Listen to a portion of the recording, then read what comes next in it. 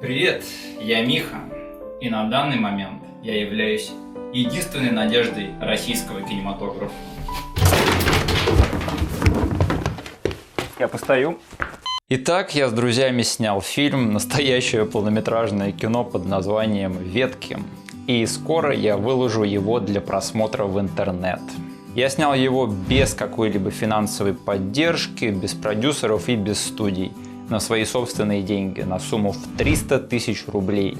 Актеры у меня снимались непрофессиональные, я задействовал своих друзей, они снимались бесплатно. Неудачники. Да он в жизни съемок не проводил раньше. Сам я профессионалом тоже не являюсь. Практического опыта организации киносъемок у меня ранее не было. В киношколе я тоже не учился, и всем этим, в общем, занимался впервые.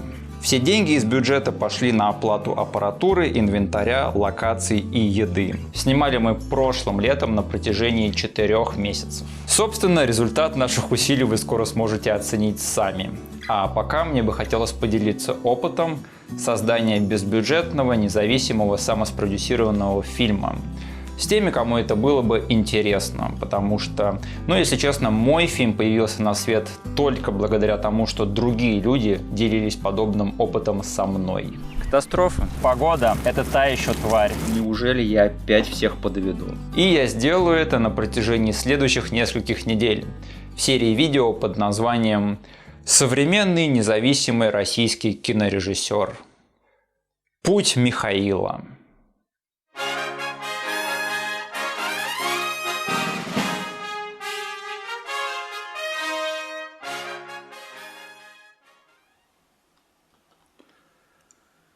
Орсон Уэллс, Мартин Скорсезе, Тодд Филлипс.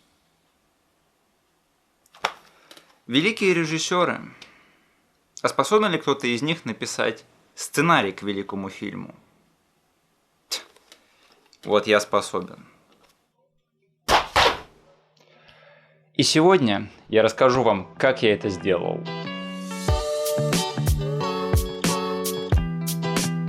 Итак, я запитчил идею снять фильм своим друзьям в августе 2016-го. Я попросил их о помощи, не стал обещать, что заплачу, но пообещал, что приложу все усилия, чтобы довести проект до конца. Их ответ был: да окей, стоп. А почему я вообще этим занимаюсь? С чего я возомнил, что какой-то чувак, у которого нет ни денег, ни техники, ни образования, ни нужного для того опыта, способен снять целый полнометражный фильм с первого захода? На что ты вообще рассчитываешь, парень? Но вообще вопрос хороший. Немного предыстории.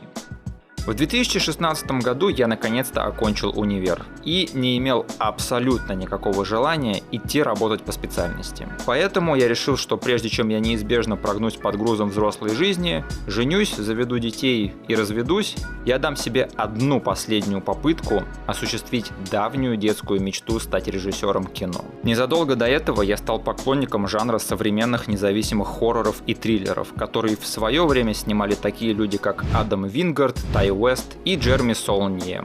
Это были очень скромные и очень креативные фильмы, от которых я черпал вдохновение всю дорогу при создании своего. Собственно, творчество всех этих людей и мотивировало меня на то, чтобы попробовать осуществить свой микробюджетный, креативный маленький хоррор-триллер.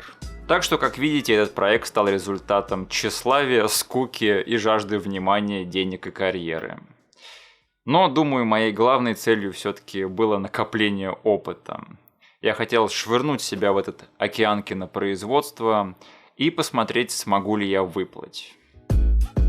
Мой план был следующий: дать себе 3 года на накопление бюджета, разработку сценария и подготовку к съемкам, после чего снять фильм за 1 лето, уйти на постпродакшн осенью и двинуть фильм на фестивале зимой. И вспоминаю сейчас... Ну да, так все и произошло. В феврале 2017-го я с 2 своими подругами сел за разработку сценария. Наверное, это было что-то вроде «А почему нет? Будет интересно, возможно, что-то получится, возможно, ничего не получится». Но я, в принципе, всегда соглашаюсь на странные вещи, и решила, что, может, будет прикольно. Тогда я подумала, что это худшая идея на свете. Но я согласилась, потому что думала, что все забудется уже через месяц. Так что представьте мое удивление, когда он собрал нас писать сценарий. Я работаю 6 дней в неделю, а этот мудак собирает нас писать сценарий. Я сценарий не писала. Почему? Без понятия.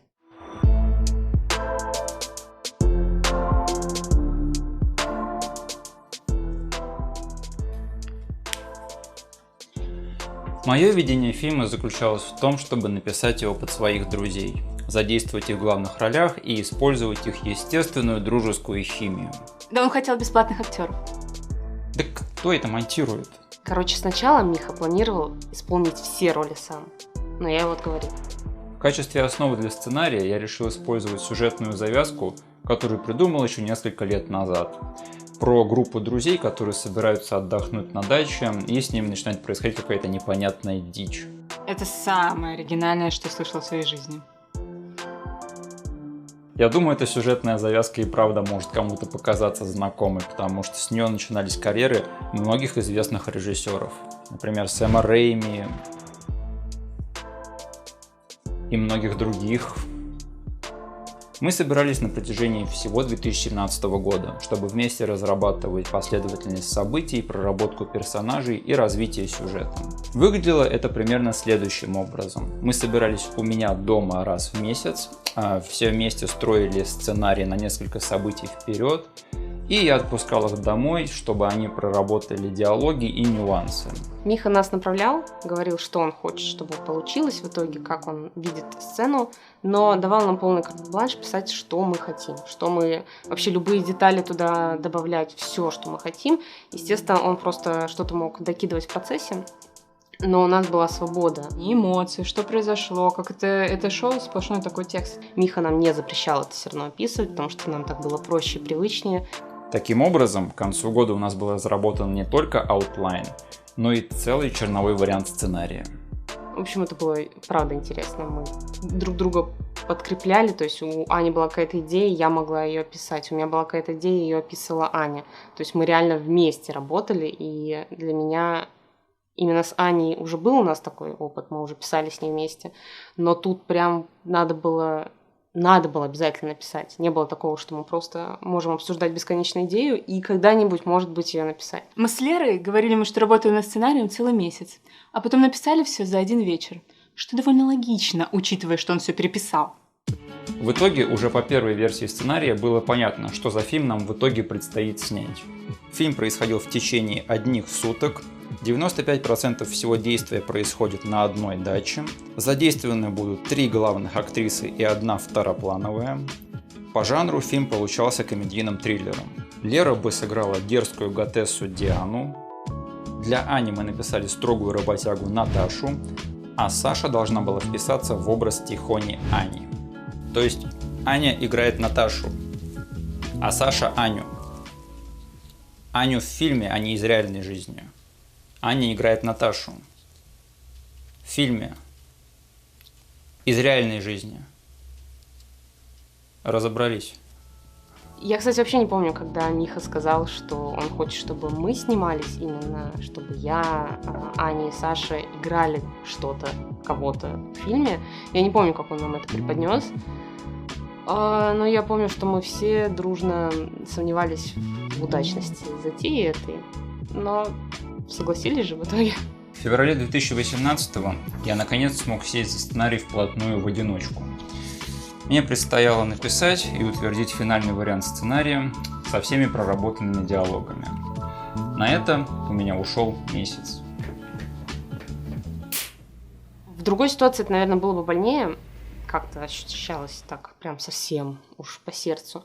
Но тут я изначально была готова к тому, что это не мой сценарий, я просто помогаю, может быть. Я бы не хотела больше писать чужие задумки. У меня была возможность сравнить то, что мы писали, и то, что это потом во что превратилось, и это интересно. Итак, оглядываясь на тот процесс сейчас, надо сказать, что да, было трудно. было трудно первый раз писать сценарий. Это были еще те времена, когда я боялся и не любил это дело, и хотел, чтобы просто кто-то сделал это все за меня. Но, черт возьми, как же я рад, что я прошел через этот процесс, потому что образовательный эффект он на меня произвел поистине гигантский. Вот что я узнал, написав свой первый сценарий. Номер 1. Структура сюжета – лучший друг сценариста-новичка. Чем лучше ты знаешь сценарные и сюжетные структуры, тем легче тебе будет трансформировать свои случайные идеи в цельные кинорассказы. Номер 2. Аутлайны – второй лучший друг сценариста-новичка. Не можешь написать весь сюжет за раз? Сядь и распиши его по сюжетным точкам от А до Б до С. Номер 3. Персонажи.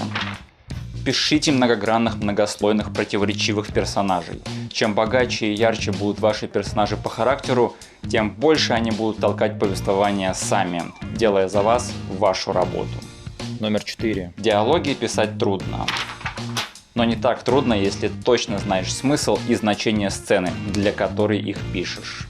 Номер 5. Еще один очень простой, но важный момент. Дайте себе время на то, чтобы подумать, на то, чтобы походить по комнате, посмотреть в окно, дать волю воображению. Я никогда не забуду, как однажды просидел целых 5 часов, пялясь в стенку и пытаясь решить, как писать всего лишь одну сцену.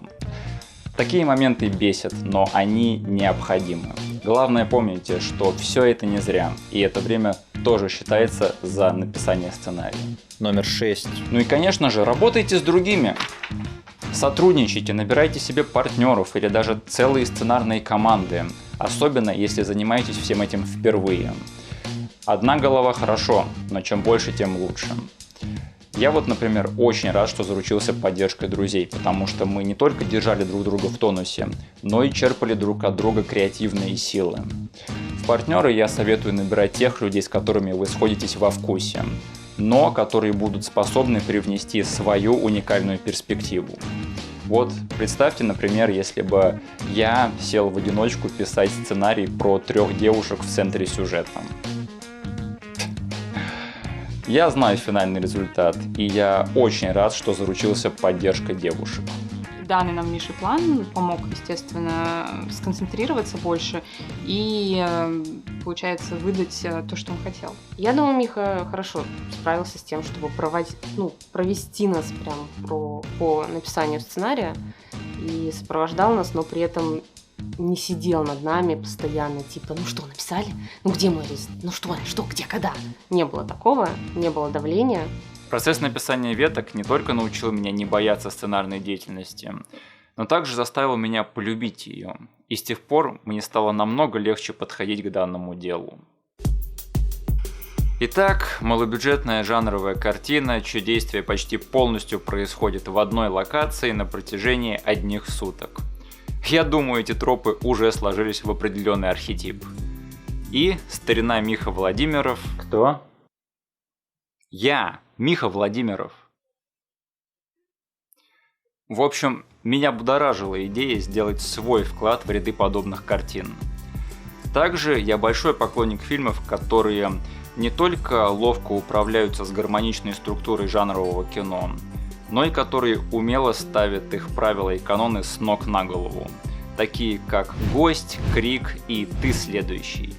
Собственно, примерно на эти картины я и ориентировался при написании своей. То, что это предложил именно Миха, я думаю, меня подкупило, потому что его любовь к кино невозможно было не замечать за годы общения. И мне казалось, что это просто будет как минимум интересно. Во-первых, всегда хотелось поучаствовать в этом, а во-вторых, в кругу друзей-то почему нет? Как минимум сделаем что-то прикольное, хотя бы для себя. Миха будет дуть, дуть будет Миха. Итак, на этапе разработки сценария из 300 тысяч нашего бюджета ушло, ничего. Это сценарий, на то, чтобы его написать, не нужны деньги. Надо сидеть за компьютером и писать его. Ну ладно, раз уж мы не говорим о тратах, давайте поговорим о заработках. Как накопить бюджет, да? Тут все тоже достаточно просто. Надо идти на работу, работать там и откладывать себе в ущерб. Это все, что я могу сказать, исходя из своего личного опыта. Миха будет дуть, дуть будет Миха. Ах да, фильм было решено назвать «Ветки». Название, которое приобретет больший смысл в ходе просмотра, но также навеянное поговоркой про «чем дальше в лес». Люблю фильмы с глубокими названиями. Это дает зрителю понять, насколько человек, который написал фильм, умнее него. Когда он сказал, что фильм будет называться «Ветки», я подумала, что это шутка. Это и была шутка. Но, в общем, она затянулась, и нам что-то в конце концов стало не смешно. Как бы там ни было, в марте 2018-го я закончил финальный вариант. И решил показать его некоторым своим друзьям, мнению которых доверял. От них я услышал как конструктивную критику, так и конструктивную похвалу. Но в основном похвалу. Большое облегчение мне принес тот факт, что никто из них не сказал, что ты тут за хрень вообще написал. Конечно, самое большое внимание я уделял той критике, которая бы повторялась от разных людей. То есть, если несколько разных человек сказали мне, что им непонятен один и тот же момент в сценарии, значит, я тут что-то явно не дописал. Я постарался учесть подобные моменты, внес легкие коррективы и остановился на том, что посчитал будет достойной основой для разработки своего первого полного метра, в который уже точно не надо будет вносить никаких поправок, да?